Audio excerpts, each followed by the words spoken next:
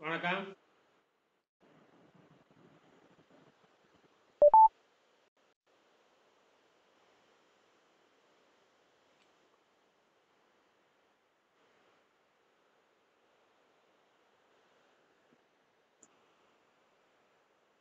ஐயா எப்பொருள் வணக்கங்க ஐயா.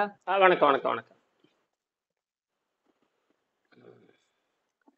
இன்னைக்கு வீட்டில் இருக்கீங்களா தெரியுது. எப்பொருள் யார் யார் கேட்கணும்? அப்பொருள் மெய்ப்பொருள் காண்பது. எப்பொருள் எத்தன்மையாயினும் அப்பொருள் மெய்ப்பொருள் காண்பது.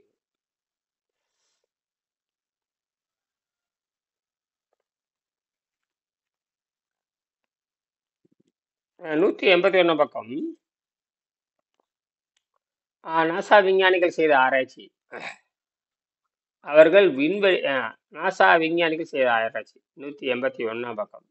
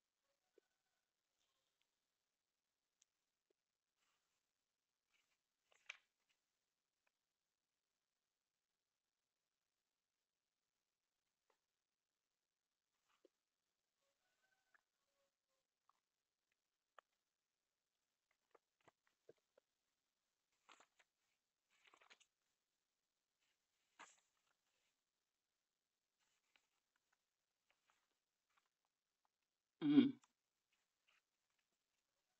181 பக்கம். இது டைம்ஸ் ஆஃப் இந்தியாவில் வந்து இதை பற்றி நம்ம திருப்பி படிக்கிறோம். ஆம், விண்வெளி சக்தியிலிருந்து விண்வெளி சக்தியிலும் காற்றிலும் வாழுதல் அப்படிங்கிறத பற்றி செய்தி. உணவில்லாமல் வாழும் கலை யோகமுறை என்ற அத்தியாயத்தில் என் புத்தகத்தில் படி ஒரு முறையாவது உள்சுத்தம் செய்து முடித்து நீர் உணவில் சில காலமாவது வாழ்ந்தவர்கள் மட்டுமே மேற்படி கலையில் வாழ முயற்சி செய்ய வேண்டும். நீங்க வீட்டில் இருக்கீங்களா, அலுவல் இருக்கிறீங்களா? வீட்டுல தாங்க ஐயா. சரி, சரி, சரி. ம்.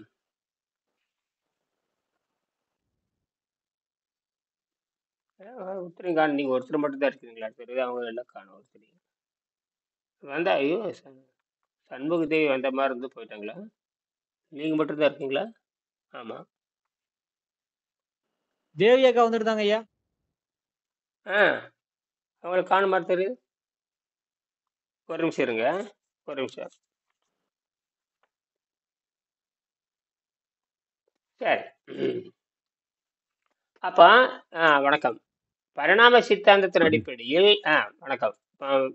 பரிணாம சித்தாந்த அடிப்படையில் பரிணாம சித்தாந்தம் தான் இங்கே அந்த பசிதாகத்தை கட்டுப்படுத்துற அந்த ஆழ்மனம் சொல்றாங்க இல்லையா, ஆழ்மனம். அந்த முதல் மனம் தான் பசி தாகம்னு வருங்க. பசி தாகம் மயக்கம், இந்த முதல் மனம் அது வந்து ரொம்ப கொடூர மனம். அதனாலதான் எல்லாத்துக்கும் இந்த பசியை பத்தி பேசினா கோபம் வருது. பசி, தாகம், இனப்பெருக்கம், பாலியல் எல்லாமே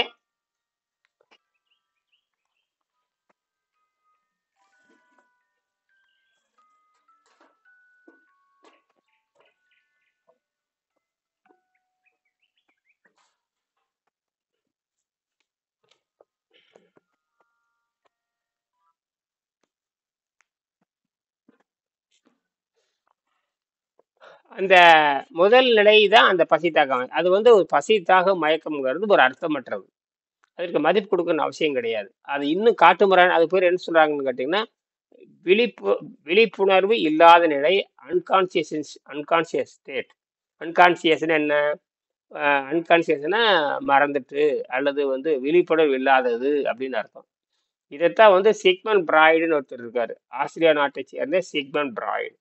அவரு தான் வந்து வெள்ளைக்காரன்னு சொன்னார். இல்ல, மனம்னு ஒண்ணு இருக்குதுன்னு அவர் தான் சொல்றாரு. அதுக்கப்புறம் மனம்னு ஒண்ணு இருக்குதுன்னு வெள்ளைக்காரனுக்கு தெரியாது. இது வந்து அவர் சொல்றாரு. யாரு? Sigmund Freud. சிக்மண்ட் பிராய்டை பத்தி எல்லாருக்கும் தெரியும், உலகம் பூரா தெரிஞ்சவங்க தான். ஆனால் மனம் ஐந்து நாம பேசுறோம். சரி, இப்ப அங்க இருக்கட்டும். நாம நேத்து ஒரு இது போட்டிருந்தேன் இந்த மாதிரி. 1904 ரஷ்ய நாட்டை சேர்ந்த விஞ்ஞானி இவான் பாவ்லேவ் அப்படிங்கிற ஒரு விஞ்ஞானி. அவர் என்ன பண்ணாரு, அஹ், மனிதனுடைய உளவியல் ஆராய்ச்சி பண்றதுக்காக நாய்களை பிடிச்சி ஆராய்ச்சி பண்றாரு. மனிதனுடைய ஹியூமன் பிஹேவியர் ஆராய்ச்சி பண்ணணும். யாரை ஆராய்ச்சி பண்ணணும்? மனுஷன். ஆனா விட்டுப்பட்டு எதை ஆராய்ச்சி பண்றீங்க? நாய்களை பிடிச்சி ஆராய்ச்சி பண்றீங்க. நாய்களை பிடிச்சி ஆராய்ச்சி பசி வச்சு ஆராய்ச்சி பண்றாரு.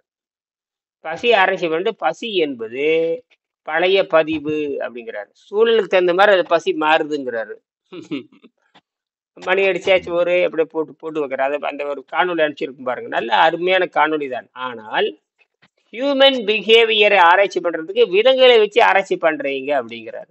சரி, ஆனா மனிதன் விலங்குல இருந்து வர்றான். ஆனால் பசிதாகத்தை மனிதனால் மாற்றிக்கொள்ள முடியும். கோபத்தையும் மற்ற எல்லா குணங்களையும் மனிதன் மாற்றிக்கொள்ள முடியும். ஆனா விலங்குகள் மாற்றிக்கொள்ள முடியுமா? முடியாது. தப்பு தான் நடக்குது. சாமி அந்த அந்த இவங்களுக்கெல்லாம் வந்துட்டு அந்த விலங்குக்கெல்லாம் பயோ கிளாக் இருக்கா சாமி? இல்லையே சாமி. ஆமா ஆமா, அதுக்கெல்லாம் கிடையாது. அதை எப்படி வேணா மாத்திக்கும். ஆ, ஆமா, அதுக்கு ஒழுக்கம் அது கிடையாது. எத்தனை வருஷம் வாழுது? ஆனா ஆனா ஒண்ணு, அதுக்கு இயற்கையாக சுத்தம் அடைஞ்சிடும். நாக்கெல்லாம் பார்த்தீங்கன்னா தூய்மையா இருக்கு. நம்ம நாக்கு தான் நாற்றம் அடிக்கும், பிணவாடை அடிக்கும். ஆனா அதுக்கெல்லாம் எந்த இதுவுமே அடிக்காது. புரியுதுங்களா? அது அப்ப சுத்தமாயிக்காது. பயோ கிளாக் வந்து அப்ளை ஆகுமா சாமி? பயோக்ளாக் அப்ளை ஆகுதுங்கிறத விட அதுக்கும் இருக்கும் இருக்கும். ஆனால் இந்த அகத்தூய்மை அது நடந்து விடுகிறது. அதுக்கு முன்னேற்றம் கிடையாது, அகத்தூய்மை நடக்கும். முன்னேற்றம் கிடையாது, அகத்தூய்மை நடக்கும். முன்னேற்றம் கிடையாது. பெரும்பாலும் மனிதர்களுக்கு நோயே வராது. அந்த பருவகாலம் முடிச்சுட்டு போய் சேர்ந்துடும். பெரும்பாலும் நோயே வராது. பெரும்பாலும் காட்டில் வாழ்ற விலங்குகள் அப்படியே இருந்துட்டு அப்படியே போயிடும். சரிங்களா? மனிதனுடைய வாடையோ மனிதனுடைய பார்வைகளோ மனிதனுக்கு அருகாமல் இருந்தால் தான் எல்லா நோய்களும் அது எல்லாம் வரும். இயற்கையில் அப்படி கிடையாது, அதை தீர்த்து கொள்ளும். சரி, விஷயத்துக்கு என்ன பண்றோம்னா, விஷயத்துக்கு வரோம்னா, அந்த ஹியூமன் மனிதனுக்கு மட்டும்தான், மனிதனுக்கு தான் 64 வினாடி வந்து கண்டுபிடிச்சிருக்காங்களே. ஆனா அதுக்கப்புறம்தான் அந்த 60 வினாடியும் செயற்கையை கண்டுபிடிச்சது. அது கிளாசிக்கல். இது உயிரியல் அடிப்படையில். சரி, இப்ப நான் வந்து இந்த ஆழ்நிலை மனதை பற்றி பேசுகின்ற பொழுது, ஆழ்நிலை மனதை பற்றி என்ன இருக்குன்னு இதை கூட அனுப்பிச்சிருக்கும் பாருங்க. ஆழ்நிலை மனதில் தான் அந்த பழைய கோடிக்கணக்கான ஆண்டுகளை விலங்குத்தன்மை பூரா அதுல இருக்கு. விலங்குத்தன்மை பூரா இருக்கு. இப்ப நாம மாற்றிக்கொள்ள முடியும். நம்ம மேல்நிலைக்கு போறதுனால நமக்கு 2வது மனம், அப்புறம் 3வது மனம். இந்த 2வது மனம்ங்கிறது வெளியோட தொடர்பு வச்சுக்கிறோம். 3வது மனம் தான் தெய்வீகத்தன்மை அப்படின்னு அதுல வரையறுக்கிறாங்க.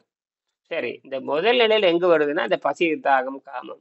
அதனாலதான் அதை பிடுங்கிடும். சரி, அது நல்லா போயிருது. பசி தாக காமங்கிறது ஒண்ணுமே இல்லையே. அதுக்கே இந்த பாடுபடுறாங்கன்னு தெரிய மாட்டேங்குது. இப்ப இந்த பயிற்சி எடுக்கிறப்போ நமக்கு இந்த பசியெல்லாம் சாந்தமாயிரும். பசிங்கிறது பல கோடியான் இருக்கிற ஒண்ணும் இல்லாத இத்து போன சமாச்சாரம். என்னது இத்து போன சமாச்சாரம். அதுக்கு ஏன் இவ்வளவு மரியாதை கொடுக்குறாங்கன்னு தெரியல. அது வேணும்னா தூண்டி விடுறத இந்த அன்னதானம், இந்த சோத்து தானம், காலை 8 மணி. ஐயா, பழைய பதிவு. அது 8 மணிக்கு சாப்பிட்டா 8 மணிக்கு சாப்பிட்டாருன்னா, 10 மணிக்கு சாப்பிட்டாருன்னா, 11 மணிக்கு எப்ப சாப்பிட்டாலும் அது உடம்பு வேண்டான்னு சொல்ல போறதில்ல. தின்னீங்கன்னா அது பக்க விளைவு காட்டு. ஆனால் உடம்பு என்னைக்காவது வேண்டான்னு சொல்லுதா? காலை 8 மணிக்கு சாப்பிட்றதுக்கு 10 மணிக்கு சாப்பிட்டா வேண்டான்னு சொல்லுதா? இல்ல 10 மணிக்கு சாப்பிடும் 12 மணிக்கு வேண்டான்னு சொல்லுதா? ஏதாவது இருக்கான்னு பாருங்க. எந்த ஒரு ஒழுக்கமும் கிடையாது. ஏன்னா அது தேவையற்றதாக இருக்கிறது. அதே சுவாசத்தை நீங்க 2 நிமிஷம் நிறுத்தி பாருங்களேன், என்ன ஆகுன்னு பாருங்களேன். அப்ப நல்லா புரிஞ்சுக்கணும்.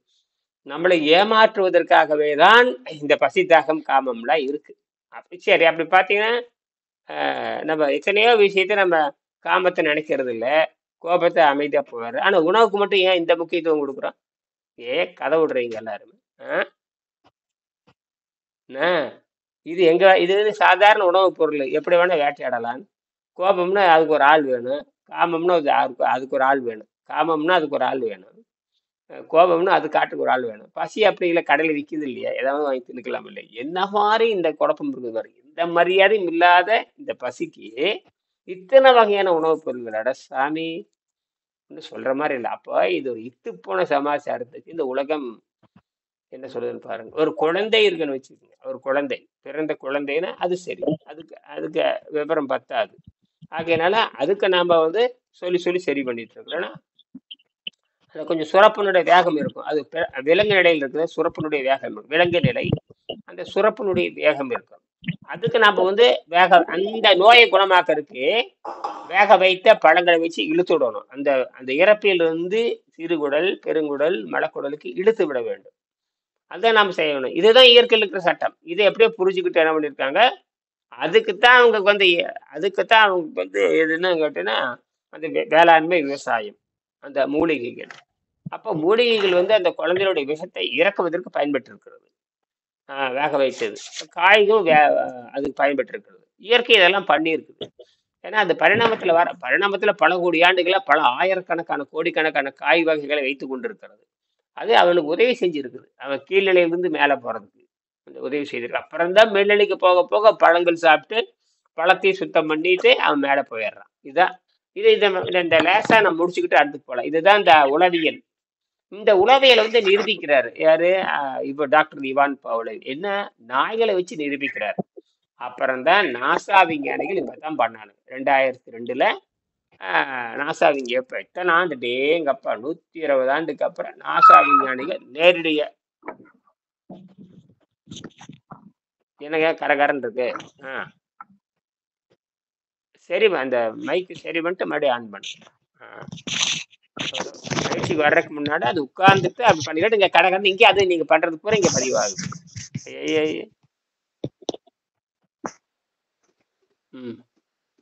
கடக்க முடக்க பதிவாகுது. எல்லாத்துக்கும் செட்ல பதிவாகுது.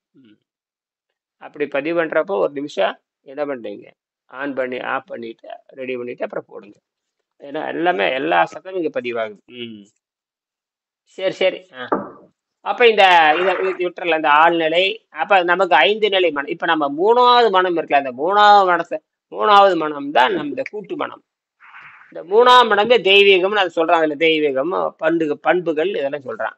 2வது மனம் வந்து மக்களோட வெளி உலகத்தோட தொடர்பு வைத்துக் கொள்றது. 3வது மனம் முடிவெடுக்கிறது. 3வது மனம் முடிவெடுத்து செயல்பாட்டு கொண்டு வந்துட்டோம். இப்ப நம்ம செயல்பாட்டு கொண்டு வந்துட்டோம் இல்லையா? அப்ப இந்த பசி எங்க போச்சு? இப்ப நான் பசி துடிச்சிட்டு இருக்கிறோமா? பசிங்கிறது இத்து போனதுன்னு தெரிஞ்சு போச்சா இல்லையா? காமம் எங்க போச்சு?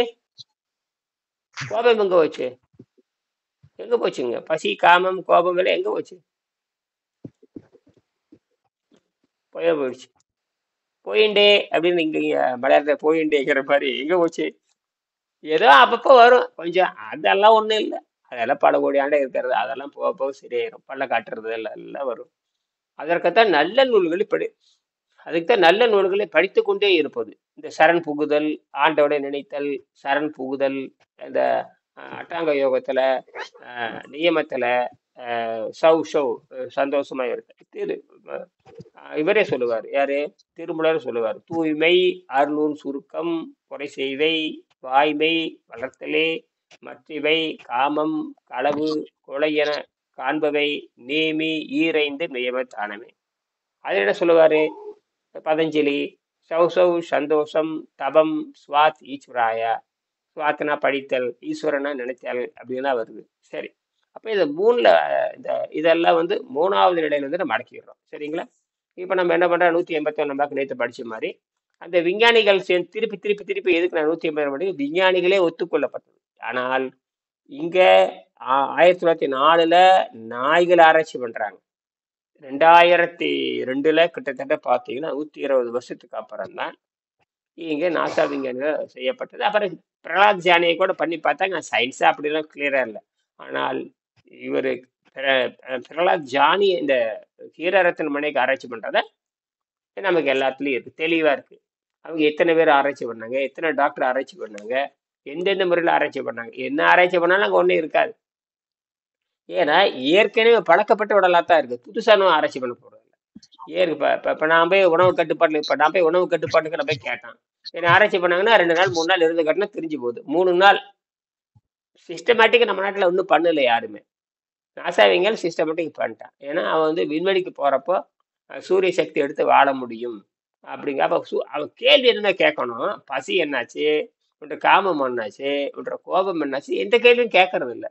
அப்போ பசியெல்லாம் அமைதியாக இருக்கு, பசையெல்லாம் கட்டுப்பாட்டு இருக்குது. இப்ப பாருங்க குவாண்டம் மெக்கானிக்ஸ் கண்டுபிடிச்சிட்டாங்க. குவாண்டம்னா என்ன? ஒளி ஊடுருவி போகும்னு கண்டுபிடிச்சிட்டான். என்னது?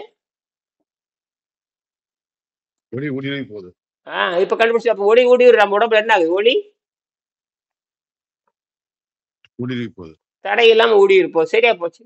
அப்ப அது ஒளி அது தடையெல்லாம் ஊடுருவி போய் அந்த பக்கம் எனர்ஜி கொடுக்குது. இது தடையெல்லாம் ஊடுருவி போய் என்ன அது நம்ம உடம்புக்கு சத்து கொடுக்குது. அவ்வளவுதான். சூரியன்ல இருந்து போட்டான் வருது. இவன் செயற்கையே போட்டானை கொடுக்குறான் ஒயர் மூலமாக. அந்த பக்கம் தடை தானே. இப்ப நான் கண்டுபிடிச்சிருக்கிற அந்த என்னது ஒரு சொட்டு தண்ணியில இருந்து மின்சாரம் எடுக்கிறது, 1 கிராம் மின்சாரம் எடுக்கிறது பார்த்தீங்கன்னா அது அதிர்ந்து கொண்டே இருக்கிறது. தடையை தாண்டி, தண்ணியிலிருந்து தடையை தாண்டி அந்த நியூட்ரான் ஜம்ப்னு சொல்றாங்களே, எலக்ட்ரான் ஜம்ப், நியூட்ரான் ஜம்ப். இது வந்து பாத்தீங்கன்னா நியூட்ரான் வந்து ஜம்ப் ஆகுது. எது? இதுக்கு வந்து ஹைட்ரஜன்ல வந்து நியூட்ரான் கிடையாது. ஹைட்ரஜன்ல நியூட்ரானே இல்லை. ஆச்சரியமா இருக்குது. அதெல்லாம் சுதந்திரமா சுத்துது. அது ஒரு இயற்கையோட கண்டுபிடிப்பு ரொம்ப ஆச்சரியமா இருக்கு. ஹைட்ரஜனுக்கு வந்து எல்லாத்துக்கும் எலக்ட்ரான், நியூட்ரான், புரோட்டான் இருக்கும். எல்லா ஆட்டமுக்கு எலக்ட்ரான் இருக்கும், நியூட்ரான் இருக்கும். நியூட்ரான் கட்டாயம் இருக்கு. ஆனால் ஹைட்ரஜனுக்கு மட்டும் இயற்கையாக நியூட்ரான் இல்லை. இயற்கையாகவே இல்ல. அது என்ன பண்ணுதுன்னா இந்த ரெண்டு சுத்திக்கிட்டே இருக்கு பாருங்க. எது? அது எலக்ட்ரான் நியூட்ரான் எப்ப தொடர்பு கொண்டு, இது மைனஸ் அது பிளஸ், ரெண்டு என்ன ஆகுன்னு சுத்திக்கிட்டே, இது அதை துரத்தும், இது துரத்துக்கிட்டே இருக்கும். ஈர்த்துக்கிட்டே இருக்கும். அப்ப இயக்கத்திலேயே இருந்துகிட்டே இருக்குது. இது என்ன பண்ணுதுன்னா ஆக்சிஜன் இருக்குது. ஆக்சிஜன்ல வந்து 8 நியூட்ரான் இருக்குது. அது போய் இதுக்கு எதை உதவி செய்யுது? மின்சாரத்தை தூண்டி கொடுக்குது. தூண்டி வெளியே வருது. அப்ப அந்த போட்டான் என்ன ஆகுதுன்னா கம்பி வழியாக மின்சாரம் வருது. அப்ப அதுக்கு நியூட்ரான் ஒண்ணு வேணும் இல்லையா? அப்ப இந்த ஆக்சிஜன் இருக்கிற நியூட்ரான் வந்து ஹைட்ரஜனை தூண்டி விட்டு என்னமோ பண்ணி அப்ப நியூட்ரான் ஏதோ வேலை பண்ணுதுன்னு தெரிஞ்சு போச்சு. மொத்தத்துல போட்டான், அந்த ஒளி வந்து வெளியே வருது. ஒளி வெளியே வராம எப்படி எரியும்? அது ஒரு வினாடிக்கு பல கோடிக்கணக்கான போட்டானுக்கு வெளியே தள்ளணும். இதெல்லாம் நினைச்சு காக்க போக முடியாது. அதாவது நான் அனுபவம் வந்து இப்போ நாகசாகி, ஹிரோஷிமா, ஜப்பான் மேல ஒரு அணுகுண்டு போட்டான்னு சொல்றாங்க. ஆமாம், போட்டாங்க. அதனுடைய மொத்த எடை எவ்வளவு தெரியுங்களா? அந்த உள்ள வச்சிருக்கிற கரு, வெளியிருக்கிற பாதுகாப்பு கவசங்கிறத எத்தனையோ டன் இருக்கலாம். 1 டன், 2 டன், 3 டன் இருக்கலாம். ஆனால் உள்ள இந்த வெடி மருந்து 1 கிராம் தான். எவ்வளவு? 1 கிராம் தான். அதுதான் மொத்த ஜப்பானையும் பாதி ஜப்பானை எத்தனையோ நாகசாகி அடிச்சதுங்கிறான். இப்ப புரியுதுங்களா? அது வந்து செயின் லிங்க் மாதிரி அடிச்சுட்டு போகுது. அவ்வளோ கம்ப்ரஸ் ஆகிருக்கு. இதுக்கு வந்து யுரேனியம் 92. என்னன்னு கேட்டீங்கன்னா இந்த 92ங்கிற இவர் ஒன்றும் இல்லை, அந்த நடுவில் இருக்கிற புரோட்டானுடைய எண்ணிக்கை 92. ஹைட்ரஜனுக்கு புரோட்டான் எண்ணிக்கை 1. அது போதும் எக்கச்சக்கமான மின்சாரத்தை நம்ம கொடுக்கும். இன்னும் அதை ஆராய்ச்சி அது கேவலமா நினைச்சிட்டாங்க. இதைத்தான் அவங்க புரோட்டான் நினைக்கிறாங்க. சரி, இப்ப நம்ம திருப்பி எங்க வர்றோம்?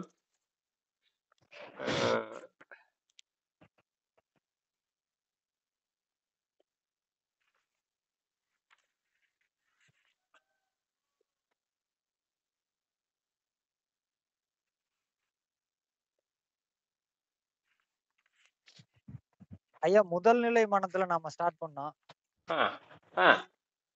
முதல் நிலை மனம் தான் அந்த கோரம். எந்த கோரம்? அந்த பல கோடிக்கணக்கான ஆண்டுகளா இருக்கிற விலங்கு தன்மைன்னு சொல்றேன் பாரு. விலங்கு கோபம், அப்புறம் காம வெறி, அப்புறம் வந்து பசி, இதெல்லாம் சொல்லி அது விலங்கு தன்மைன்னு சொல்லலாம். என்ன சொல்லலாம்? அது எங்க இருந்து விலங்குத்தன்மை? பல கோடி ஆண்டா தொடங்கி வந்து கொண்டு இருக்கிறது. நான் ஏற்கனவே சொல்லிருக்கேன், நாம் ஏற்கனவே பேசியிருக்கேன் இல்லையா? பல கோடி ஆண்டா இருந்து வருது. அப்ப அந்த விலங்குத்தன்மை. 2வது நிலை என்பது மக்கள் அது புரிந்து கொள்றதுக்கு விஞ்ஞானத்தோட தொடர்பு வைத்துக் கொள்வது, மக்களோட தொடர்பு வைத்துக் கொள்வது. அதனால படிச்சு பாருங்க, உங்களுக்கு அனுப்பிச்சிருக்கும் பாருங்க. அது அப்படியே படிங்க. பதிவு டிஎன்ஏ பதிவு என்ன சாமி? அது அனுப்பிச்சிருக்கேன். பதிவு அதை எடுத்து படிங்க. அந்த 1ஆம் நிலை, 2ஆம், 3ஆம் அது மட்டும் படிங்க. 1ஆம் நிலை, 2ஆம் நிலை, 3ஆம் நிலை எடுத்து படிங்க. இருக்கான்னு பாருங்க. அனுப்பிச்சிருக்கேன் பாருங்க, படிங்க. டிஎன்ஏ பதிவு இல்ல? ஆமாம், டிஎன்ஏ பதிவு. சண்முகதேவி படிங்க. 1ஆம் நிலை, 2ஆம் நிலை, 3ஆம் நிலை உங்களை அனுப்பிச்சிருக்கேன் பாருங்க. வாட்ஸ்அப்ல அனுப்பிச்சிருது. அதான்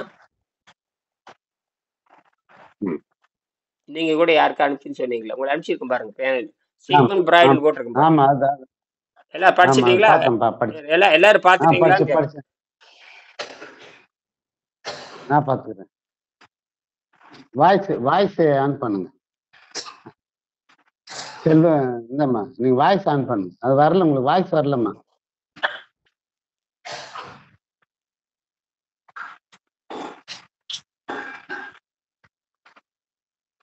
தேவி அம்மாவுக்கு வாய்ஸ் வரல, அவங்க என்ன சொல்றாங்க?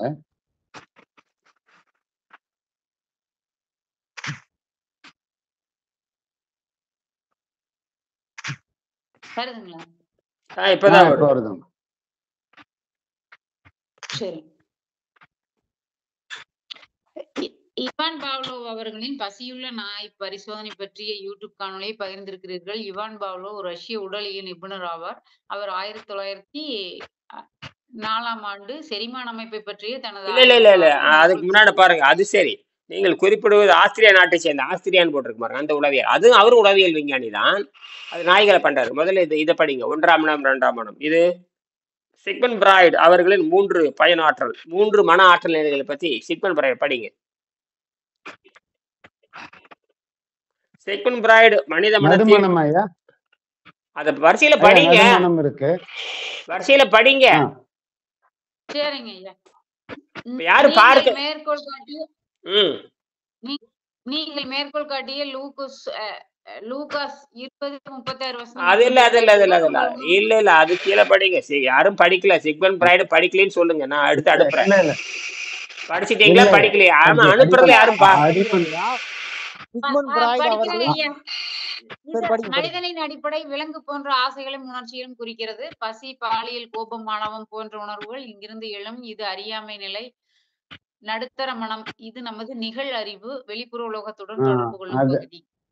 இது அதுதான். உண்மையை புரிந்து கொண்டு சமநிலை. ஆ, அதுங்களாங்க ஐயா, ஆமா அவ்வளவுதானுங்களா? ஆமா ஆமா அதுதான் ஆமா அதுதான் அதுதான் அதுதான். ஆமா, அது ஆ, உயர் மனம், இது மனிதன் மரபு. உங்களுக்கு கொஞ்சம் நிறுத்துங்க. அந்த வேலு வெங்கடாச்சலம், உங்களுக்கு சத்தம் கரகரன்னு கொஞ்சம் நிறுத்துங்க. பா, பயங்கர. இப்ப கொஞ்சம் கட்டுப்பாடா இருக்கா? ஆ, அப்ப எங்கேயும் சத்தம் வருது. யாருது? ஐயா, அந்த இவருது இந்த இருங்க. பொறியாளர் சுந்தர், கொஞ்சம் சவுண்டை கொஞ்சம் குறைங்க. பொறியாளர் சுந்தர் இந்த குறைக்கிறேன். கொஞ்சம் குறைங்க. இப்ப வெங்கடேசன் நீங்க சத்தம் வைங்க, அவரது கொஞ்சம் நிறுத்தி பாருங்க.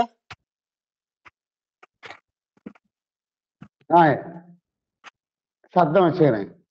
உங்களுக்கு ஆமா, அவருதான் கொஞ்சம். ஆமா, அவர் பொறியாளர் சுந்தரது எப்பயுமே கரகரம் தான் வருது. வருமா அந்த அவரு கரகரம் தான் வருது. ஏற்கனவே சொல்லியிருக்கேன். அது என்னமோ பிரச்சனை இருக்க மாட்டேது. சரி சரி, இப்ப பொறுமையா படிங்க மாதிரியே. இங்க தமிழ் விளக்கம். அதாவது சிக்மண்ட் பிராய்டு மனித மனத்தின் செயல்பாட்டை 3 முக்கிய மன ஆற்றல் நிலைகளாக, மென்டல் ஃபோர்ஸ். இப்ப மென்டல் ஃபோர்ஸ்ன்னு என்னது? மென்டல் ஃபோர்ஸ்ல ஒன்று இருக்குதுன்னு யாருக்குமே தெரியலையே. இப்ப சைக்காலஜி டாக்டர் வர்றாங்க. அப்ப மென்டல் ஃபோர்ஸ்ல ஒன்று இருக்குது. இங்க மென்டல் ஃபோர்ஸ் எப்ப வந்தது? அடேங்கப்பா, மென்டல் ஃபோர்ஸ் வந்து 15,000 ஆண்டு ஆச்சு. மனிதன், அந்த மனிதன்கிற சொல்லே மனதிலிருந்து வந்தவன். அதுக்கே யாருக்கு விளக்கம் சொல்லல பாருங்களேன். மனிதன் எதனால ஆனவன்? மனத்தால் ஆனவன். இது நம்ம தமிழ்ல இருந்துக்குது. தமிழ்ல அறிவன்னு பேர் வைக்க இந்த மனத்தில் மனம்ங்கிற அந்த ஆங்கிலத்துல மேனுன்னு ஒரு சொல்லு இருக்கு இல்லையா? அந்த மேனுங்கிற சொல்லு, அதுக்கான சொல்லு தமிழ் இருந்து போயிருக்கு. மனம். என்னது? மனம். மனம். மன் கி பாத்பாங்க. மன் கி பாத்னா மனதோட பேசுதல். மனதோட பேசுதல். சரி, அப்ப அதே மனிதன் குரல். அடிமனம் இது மனிதனின் அடிப்படை விலங்கு போன்ற ஆசைகளை, உணர்ச்சிகளை குறிக்கிறது. பசி, பாலியல், கோபம், ஆணவம் போன்ற உணர்வுகள் இங்கிருந்து எழும். இது அறியாமை. என்னது? பசி. இதுக்கு ஏப்ப எவ்வளவு மரியாதை கொடுக்குறீங்க? அறியாமைக்கு ஏன் எவ்வளவு மடங்கு? இது பாருங்க எவ்வளவு. அதனாலதான் வள்ளலார் வந்து பசித்திருன்னு சொல்லிட்டு போயிருக்காரு. பசின்னு அதிகமா அர்த்தம். பசின்னா அந்த உணர்வோட இருக்குதுன்னு அர்த்தம். அது வரையான உண்மையான பசி என்பது அந்த உணர்வையிலையும் சுறுசுறுப்பையும் வேகத்தையும் தரக்கூடியது. அந்த பசி நன்மையா மாத்துறது. அதனாலதான் 2016 ஓசி ஜப்பான் டாக்டர் அவர் என்ன பண்ணாரு? அந்த பசி உடல் புற்றுநோயை குணமாக்கும்னு கண்டுபிடிச்சார். எவ்வளோ கரெக்டா வருது. அப்ப அந்த பசியை நன்மையாக மாற்றி விடுதல். அப்ப பசிக்கு நேரே மருந்தா அருந்திட்ட வந்தோம்னா அது மருத்துவமா மாறி விடுகிறது. என்னவா மாறுது? மருத்துவமா மாறி. மருத்துவமா இருக்கு. ஆமா, இதே இதே வெங்கடேசன் தானே 2000 வருஷத்துக்கு அப்புறம் கண்டுபிடிச்சு சொல்றாரு. அதனாலதான் இது பரவ மாட்டேங்குது. இது ஒரு நோபல் பரிசு மாதிரி போயிருந்தா பரவி இருக்குன்னாரு. நோபல் பரிசு பெற்றிருந்தாலே எவனும் கடைப்பிடிக்க போறது இல்லை. அது வேற. அப்ப பாத்தீங்கன்னா நோபல் பரிசு பெற்ற விஞ்ஞானிகள் சொல்றது கூட யாரு கடைப்பிடிக்கிறாங்க? இவங்களாம் நேரடியாக உணவை பத்தி பேசுறவங்க.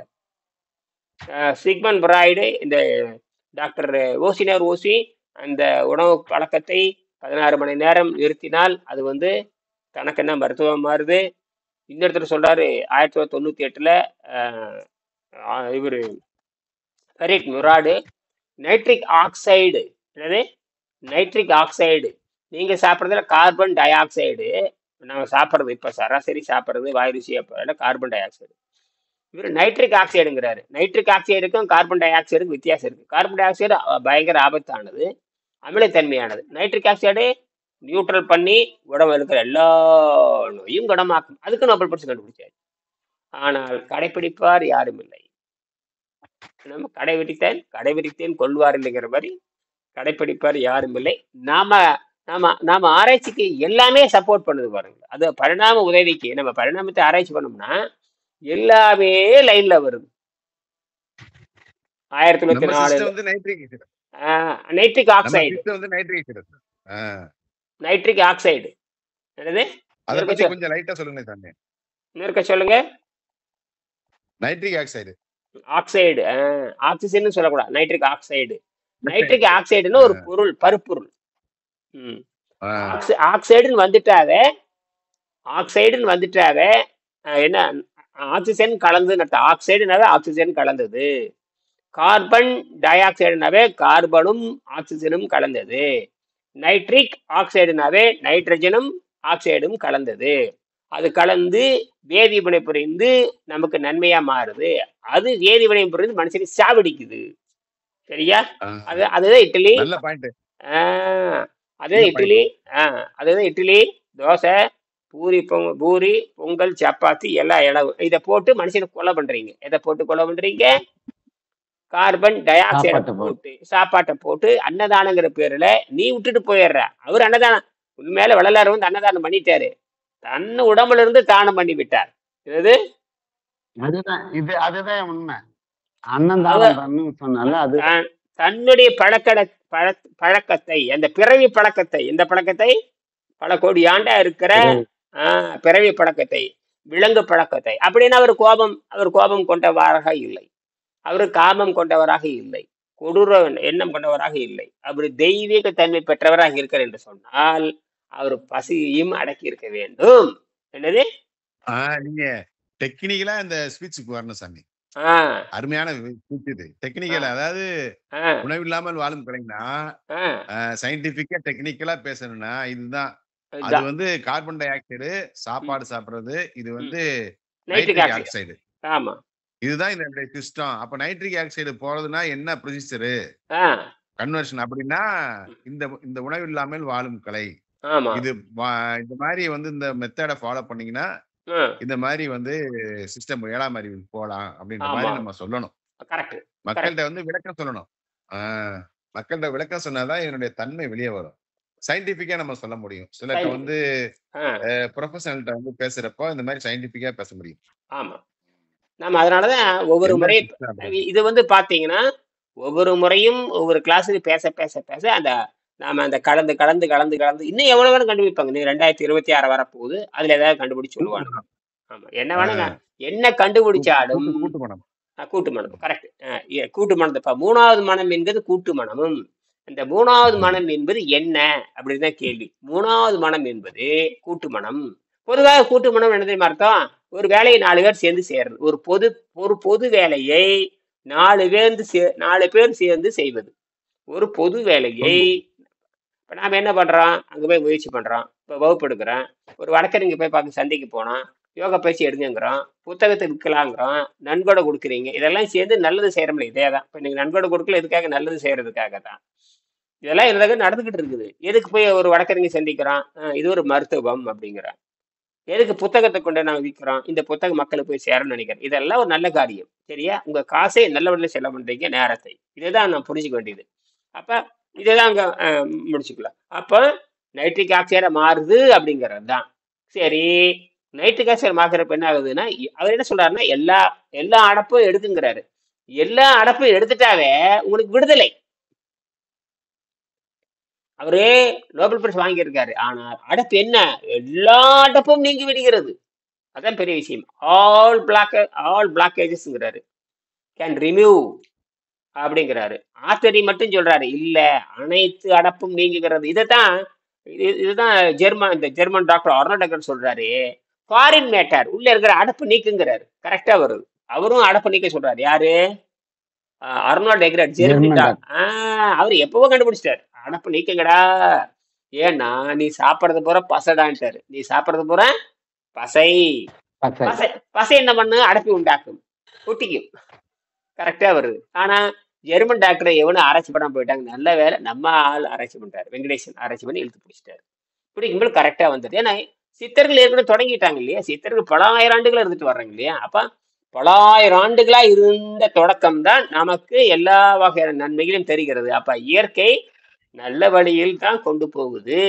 நாம் இன்னும் கவலையே கிடையாது. பசிங்கிறது அது ஒண்ணும் இல்லை. அதனால இப்ப 2 பரிசு இங்க 2 பரிசையில 2 பரிசு படத்துலயும் தண்ணியிலையும் கண்ட்ரோல் ஆகுதுன்னா விளையாட்டான்னு கேட்கிறேன். அப்படியே நேரம் காலம் எல்லாம் மிச்சமாகி உங்களை இந்த உடம்பு இப்ப இந்த இது பரிணாமத்தில் தான் இருக்குது. இந்த பரிணாமத்தை புரிந்து கொண்டாங்கன்னா வள்ளலார் பண்ணனது, வள்ளுவர் பண்ணனது, திருமூலர் பண்ணது. அப்ப இந்த இயற்கை இருக்கிறதை அவர்கள் புரிந்து கொண்டார்கள். யாரு? திருமூலர், வள்ளலார். இது ஒன்னும் செயற்கையா ஒன்னும் செய்ய தேவையில்லை. இயற்கையை புரிந்து கொண்டு அதன் வெளியில போறது. இது என்ன செயற்கையெல்லாம் செய்ய, கையை வெட்டுற மாதிரி, காலை வெட்டுற மாதிரி, முடி வெட்டுற மாதிரி பண்ண தேவையில்லை. அது இயற்கையா இருக்கிறது. இயற்கையை வச்சு குணப்படுத்திட்டாங்க. இயற்கையால் வென்று விட்டார்கள். வேலை பார்த்துருக்கு. அவ்வளவுதான். நாம இப்ப அதை நோக்கி போறோம். இப்ப என்ன? இப்ப பாருங்க. இப்ப 3ஆம் நிலை என்ன சொல்றாங்க? சிக்மண்ட் பிராய்டு முடிச்சுட்டு அடுத்துக்கு போல. நடுத்தர மனம் ஈகோ. இது நமது நிகழ்வு அறிவு. அது கான்சியஸ் மைண்ட். அதாவது நினைவுல கான்சியஸ் மைண்ட் வெளிப்புற உலகத்துடன் தொடர்பு கொள்ளும், வெளிப்புற உலகத்தோடு தொடர்பு கொள்ளும் பகுதி. இது உண்மையை புரிந்து கொண்டு சமநிலையை பேணும் பகுதி. என்னது? உண்மையை புரிந்து கொண்டு சமநிலை பேணும் பகுதி. உண்மையை புரிந்து கொண்டு சமநிலை பேணுதல். சரி. உயர் மனம் சூப்பர் எகோ, சூப்பர் மைண்ட். என்ன இது? சூப்பர் மைண்ட் நம்ம வர்றோம். நம்ம எங்க வர்றோம்? Super mind.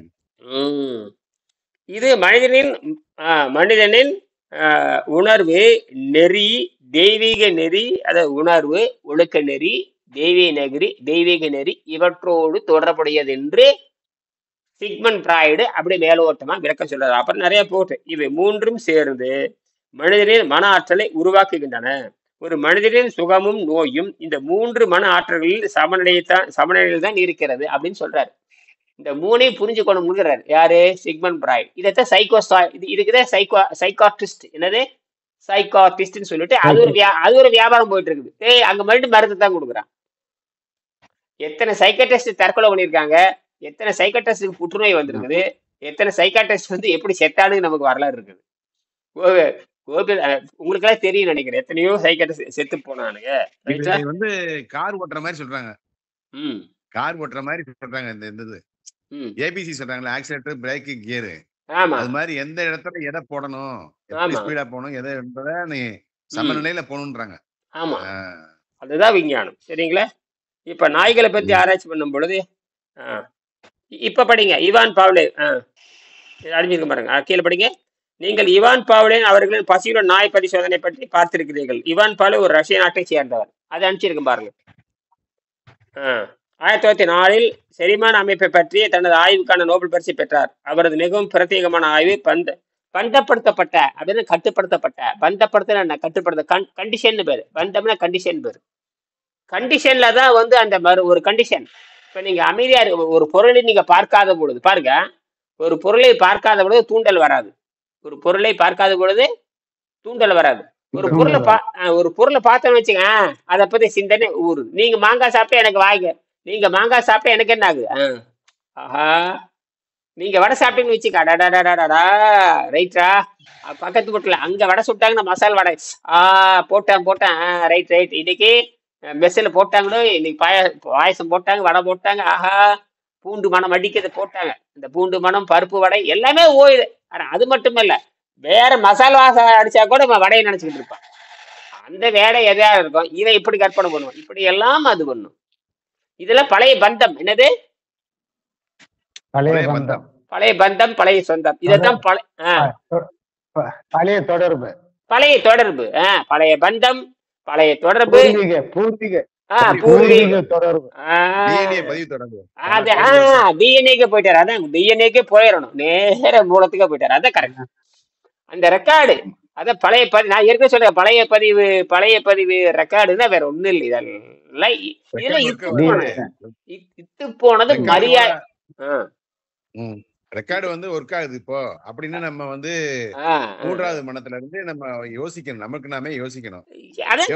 கட் பண்ணுடா அப்படின்னு கமெண்ட் கொடுத்துடணும், கமெண்ட் கொடுக்கணும்.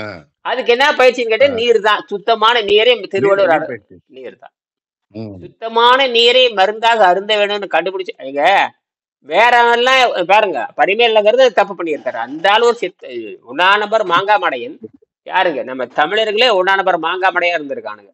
இந்த பரிமையில் அழகர் எவனுக்குமே தெரியாது. அவன் அப்படியே அவர் ஒரு சாப்பாட்டு ராமநாடு தெரியுது.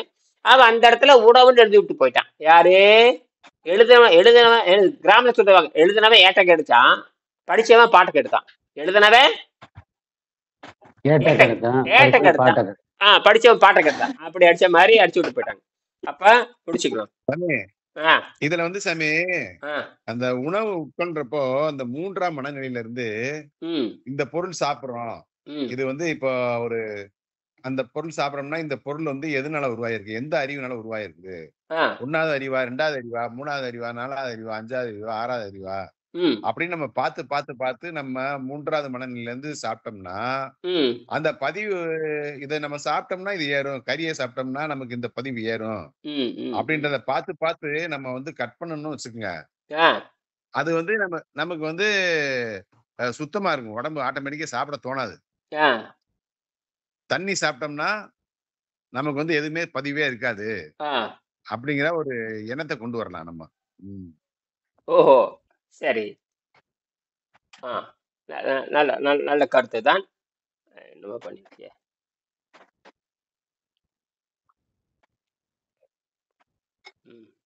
நடுவுல வந்து மாட்டேங்கிற என்னது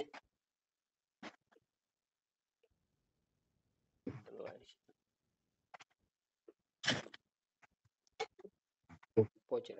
என்னமா ஆகுறப்பட சாமி. சரி சரி, அதை பார்த்துட்டு முடிச்சுக்கலாம். ஏன் மணி 5:19 ஆகி போச்சு, நேரம் ஆகி போச்சு. சரி, நல்லது சார்.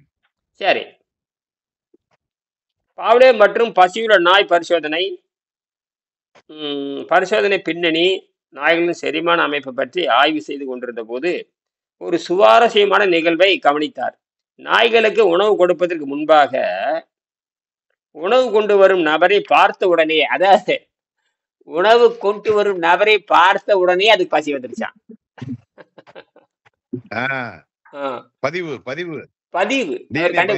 டிஎன்ஏ பதிவு.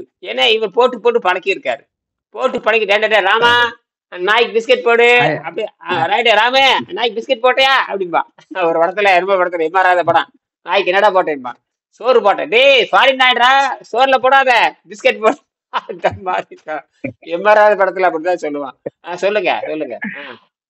ஐயா, இதே சாப்பாடு எடுத்துன்னு வரத பார்த்த உடனே பசி எடுக்குதுன்னா அது 2 காரணம் எனக்கு நான் அறியுது. கண்ணு ஒண்ணு, மூக்கு ருசி வாசனையும் கண்ணு, அது சேர்ந்த உடனே தான் இந்த உள்ள நம்மளுக்கு பதிவு ஆகுது சாப்பிடுன்னு. அது வரைக்கும் அந்த பதிவு ஆவறது. ஆமா, ஆக முடிந்த அளவுக்கு அனுப்புற துணுக்கு செய்தியில படிச்சு வச்சுக்கோங்க, உங்களுக்கு பயனுள்ளதா இருக்கு. நான் எதுக்கு அனுப்புறேன், டக்குன்னு பார்த்து வச்சுக்கணும். ஏன்னா நேர்காலம் மிச்சமாகுது. இப்ப நான் பாரு, இப்ப எனக்கே இப்பதான் படிக்கிறேன் நானு. இப்ப நானும் அனுப்பிச்சிட்டேன். நான் எப்பவுமே பாத்துறேன். நான் தான் சாட் ஜிபி போட்டுறேன். போட்ட உடனே அது சாட் ஜிபி நோண்டிட்டே இருக்கு. எனக்கு 3 நோண்டல் வச்சிருப்பேன். சாட் ஜிபி, மைக்ரோசாஃப்ட் போட்டு கொஞ்ச நேரம் நோண்டுவேன். அப்புறம் கூகுள் குரோம்ல ஜெமினி போய் கொஞ்ச நேரம் நோண்டுவேன். அதுக்கப்புறம் வந்து சாட் ஜிபிடின்னு ஒன்று இருக்கு, அதுல போய் ஏஏ 3 நோண்டி நோண்டி எனக்கு திருப்தியா இருக்கிற வரைக்கும் அதை மாத்தி மாத்தி போட்டே இருப்பேன். கரெக்டா 3 பேர் ஒரே மாதிரி சொல்றாங்க நான் பார்ப்பேன். அது பார்த்ததுக்கு அப்புறம் தூக்கி உங்களுக்கு போடுவேன். இப்படிலாம் நோண்டி நோண்டி அது இப்படிலாம் நோண்டி எனக்கு திருப்தியா இருந்தா மட்டும் உங்களுக்கு போடுறேன். அதனால முடிஞ்ச அளவுக்கு படிச்சுட்டீங்கன்னா நேரங்காலம் மிச்சமாகும்.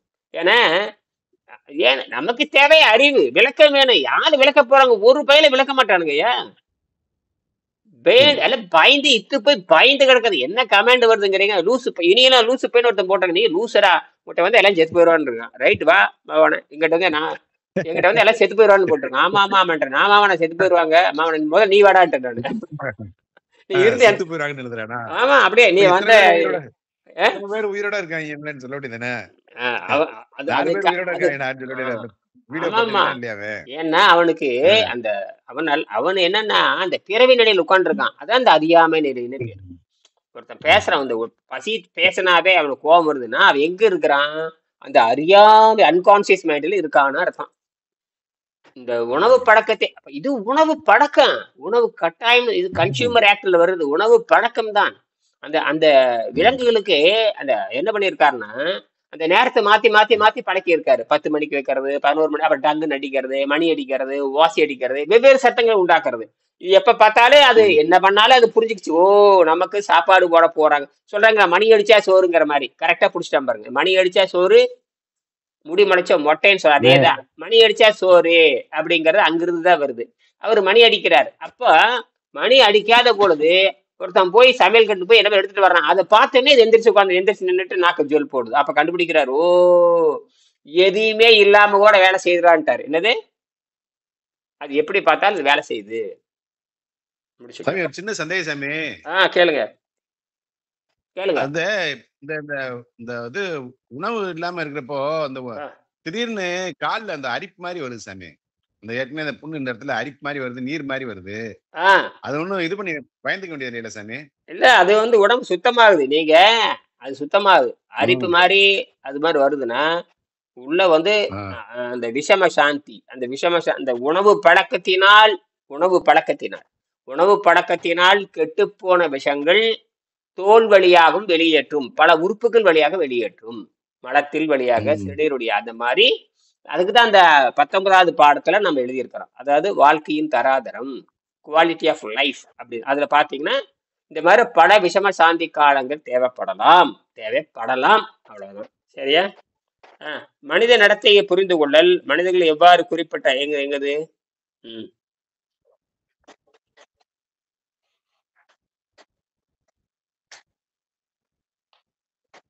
சரி இங்க பாருங்க. பாவ்லே மற்றும் பசியுள்ள நாய் பரிசோதனை பற்றி படிக்கும் பொழுது அம்மாவை பற்றி ஆய்வு செய்து கொண்டிருந்த போது ஒரு சுவாரஸ்யமான நிகழ்வை கவனித்தார். நாய்களுக்கு உணவு கொடுப்பதற்கு முன்பாக உணவு கொண்டு வரும் நபரை பார்த்த உடனே அல்லது உணவு பாத்திரத்தில் சத்தத்தை கேட்ட உடனே, இது சத்தத்தை கேட்ட உடனே புரோட்டா கடையில அடிக்கும். புரோட்டா கடையில புரோட்டா போட்டாச்சிரோய் ரைட் போலாம், அங்கன கடையில புரோட்டா சாப்பிடலாம். அது அடிக்கிற டங் டங் டங் டங். இந்த பிரியாணி உண்டா டங் டங் அடிக்கிறது, அடிச்சு அவனை எழுப்புறது. சும்மா இருக்கிற சங்க ஊதிக்கிறது ஆண்டி, சும்மா இருக்கிற சங்க அதுதான் டங் டங் டங்கிறது. எல்லாம் போட்டு தகராறு பண்றது எல்லாம். அதாவது இந்த உணவை உள்ள தண்டுறதுக்காக பண்ணக்கூடிய அட்டகாசங்கள் இது உலகெங்கும் இருக்கிறது, தப்பிக்கவே முடியாது. என்னது தடிக்குள்ளே சோத்துக்குண்டாலதான் உழுகணும். மது விற்பனை பண்றவங்க கூட அந்த மாதிரி அட்வர்டைஸ்மென்ட் கொடுக்க மாட்டாங்க. ஆமா, சாப்பாட்டு விளம்பரம் இருக்கே. இங்க காலையில சமையல எந்திரிச்ச உடனே கேஸ் பார்த்து வச்சு டஸ்ன்னு போட்டு நாட்டி அந்த மானங்கிட்ட சோத்தை போட்டு மொக்க நாத்து அடிக்க. அப்பெல்லாம் சோறு மணக்கும்பாங்க. எங்க சோறு மணக்குது? நாத்தம் தான் அடிக்குது. இப்ப பாருங்க, சோறு மணக்குதா? இங்கேயா மணக்குது? வேற ஏதாவது போட்டா மணக்குது. வெறும் சோத்தை ஆக்கணும் அவ்வளோ வாடகை அடிக்குது. என்ன நாட்டம்னா ஒண்ணும் புரிய மாட்டேங்குது. அப்புறம் இவங்க குழம்பு வச்சு அதெல்லாம் பேசக்கூடாது. உலகத்துல அருவருப்பான தொழில் 2 தொழில் தான். ஒண்ணு மருத்துவம் பண்றது அருவருப்பான தொழில். உலகத்தை டர்த்தி அதுக்கப்புறம் சமையல் இருக்க அதை விட அவமானமான இந்த 2 தொழில்கள் உலகத்தை கேவலமான தொழில். நல்ல வேலை நம்ம இதெல்லாம் என்ன பண்றோம், தூரத்துல இருந்தே கட்டுப்படுத்திடுறோம், கையில தொடாமையே தூரத்துல இருந்தே கட்டுப்படுத்திடுறோம். அப்ப நம்ம அருவருப்புல தாண்டி வந்துட்டோம். இதுல இருந்து அருவருப்புல இதுதான் இதுக்கு பேரு டர்ட்டி ஜாப்னு பேரு. Dirty job. டர்ட்டி ஜாப்னா medical is a dirty job, அந்த food factory is a dirty job. சரி சரி. பந்தாடப்பட்ட அதாவது கட்டுப்படுத்தப்பட்ட இந்த தூண்டுதல் காரணமாக இந்த ஆய்வின் முக்கியத்துவம். கற்றல் செய்முறை, லேர்னிங் ப்ராசஸ். ஒரு உயிரினம் சுற்றுச்சூழலில் உள்ள நடுநிலை தூண்டுதல்களை மற்ற நிகழ்வுடன் தொடர்புபடுத்தி கற்றுக்கொள்கிறது என்பதை நிரூபிக்கிறது. உளவியல் தாக்கம். இந்த ஆய்வு நடத்தி உளவியலுக்கு ஒரு அடித்தளத்தை அமைத்தது. குறிப்பாக பாரம்பரிய பந்தப்படுத்துதல், கிளாசிக்கல் கண்டிஷன், பழைய பதிவு. இந்த கிளாசிக்கல் கண்டிஷன் உருப்படாதது பழைய பதிவு அர்த்தம். கிளாசிக்கல் கண்டிஷன் என்ற கருத்து மனநல சிகிச்சைகள், விளம்பரம் மற்றும் கல்வி போன்ற பல துறைகளில் தாக்கத்தை ஏற்படுத்தியது. இவர் கண்டுபிடிச்ச ஆராய்ச்சி என்பது பயங்கரமா உலகத்துல பரவுச்சு. நோபல் பரிசு வாங்கினாரு. மனநடத்தையை புரிந்து கொள்ளல். மனிதர்கள் எவ்வாறு குறிப்பிட்ட சத்தங்கள், காட்சிகள் அல்லது வாசனை போன்றவற்றுடன் உணர்ச்சிகள் அல்லது நடத்தைகளை தொடர்பு படுத்துகிறார்கள். அப்ப சொல்றாங்களா விலங்கு மனம். அப்ப விலங்கோடு மனம் தொடர்பு இருக்கிறது. அதை பக்குவப்படுத்தி மனிதனாக மாறுதல் அப்படிங்கிறத விஷயமே புரிந்து கொள்வோம். இந்த ஆய்வு உதவியது. எடுத்துக்காட்டு, பிடித்த பாடலை கேட்டல். பழைய பாட்டை கேட்டோடனே பழைய நினைவு வரும். என்னது, பழைய பாட்டு கேட்டீங்கன்னா ஆஹா நாங்க அந்த பாட்டு பாடுறப்போ, இந்த படம் பார்த்தப்ப அங்க போனேன், இங்க வந்தேன், அந்த மேல இங்க இப்படி. நானும் அப்படித்தான், எல்லாரும் அப்படித்தான். அதை வச்சுட்டு அப்படியே கொஞ்சம் ஒரு 5 நிமிஷம் அப்படியே பழசுக்கு ஓடிடுறது, அந்த பழைய நினைவுகள். அப்ப மனம் மட்டும்தான் பின்னோக்கி போமே தவிர உடல் பின்னோக்கி போறது இல்ல. அப்ப பருப்பொருள் பின்னோக்கி போவதில்லை, இந்த உடம்பு போறதில்ல. அப்ப மனம் முன்னோக்கி இந்த மனம் தானே சிந்தித்து பாக்குறது. ஓ இதெல்லாம் பண்ணி இருக்கிறோம், ஓ இதெல்லாம் பண்ணக்கூடாது. இப்ப மனம் பல வகையில் நன்மை செய்யுது. தீமைக்கும் அதுதான் வழி செய்கிறது, நன்மைக்கும். ஐயா, மனம் அறிவு மனம்னு சொல்லலாமா? அறிவுன்னு அது மனம் வேறு அறிவு வேறு. மனம் வேறு அறிவு வேறு. ரெண்டு சமத்துல இருக்கணும். மனமும் அறிவும் சம. மனம் மாற்றம் நிகழவில்லை என்று சொன்னால், அதை சொல்லி முடிச்சுக்கிறேன், அவ்வளவுதான். மனம் மாற்றம் நிகழவில்லை என்று சொன்னால் அறிவினால் எந்த பயனும் இல்லை. அறிவு மனமும் ரெண்டுமே ஒன்னாதான் சமமா இருக்கணும். இதுல தவறு பண்றப்ப இதை சரி பண்ணணும், இதுல தப்பு நடக்கிறப்ப இதை சரி செய்யணும். இப்ப 2 சமத்துல வச்சுக்கணும். சரியா? நன்றி. நன்றி.